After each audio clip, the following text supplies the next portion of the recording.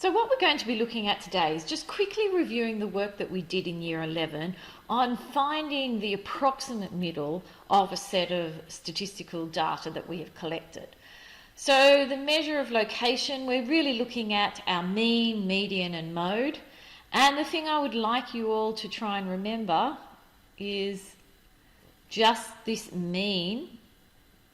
It's a sum of all the scores over the number of scores, and being able to remember this formula, because this formula is quite important for when we have a table of values. And because this is just a review, I'm just going to go through it very quickly just to remind everyone that they know what they're doing. So if we have a look here, my first one, A, I've got a set of data that's in a table. Now you need to find the mean, the median and the mode, and there's many ways of doing this.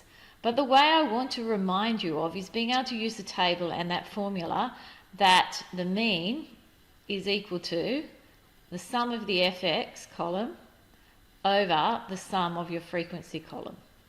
So here I've got a frequency column, but what I need to tack onto the end is my FX column. And FX is simply frequency times score X, so we're really multiplying our numbers together. So 2 times 2 is 4. 3 times 4 is 12, 4 times 1 is 4, 5 times 3 is 15, 6 times 5 is 30. And then if I'm going to total them up, total is like this sum sign, fx. If I add these all up, I get 65. And if I add all these ones up, the frequency, I get 15. And so what I'm now looking at is just simply plugging those numbers into the formula. So I have 65 over 15. And with 65 over 15, what I think we get is something like 13 over 3, which we can leave it like that. Or you can have it as a decimal, which is 4.3 repeater. And that's as simple as it's going to be. Now, to find the median, I know that some of you aren't happy doing it this way. So a lot of you, what you like to do is put the numbers in order and write them out. So that's what we're going to look at first. So if I'm going to find the median here, I've got 2 scores of 2. So I write out 2 twice. 3 occurs 4 times, so we write that out 4 times. 4 occurs once. 5 is occurring 3 times. And 6 occurs 5 times. 1, 2, 3, 4, 5, 6.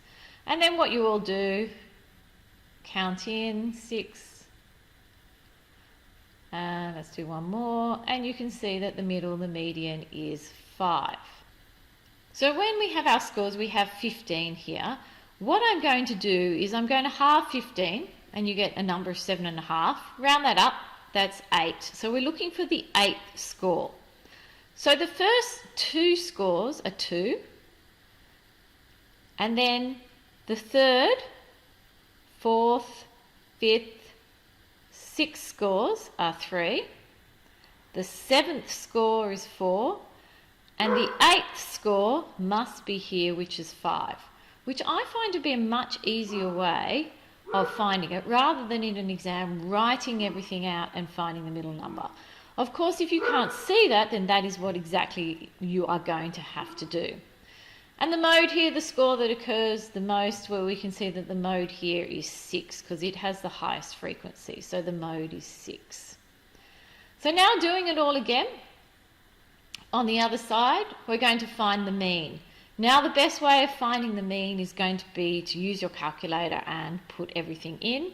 So you can see you've got 3 here, and then you've got 5, that's disappearing a bit, 3 and 5, and then you've got 12, 16, 17, and so on. So you pop them all into your calculator.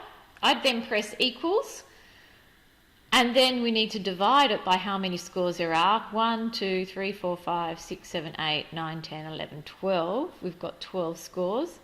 And I think we get something like it's 274 over 12. And I think you get 22.83 repeater, if I haven't made any mistakes.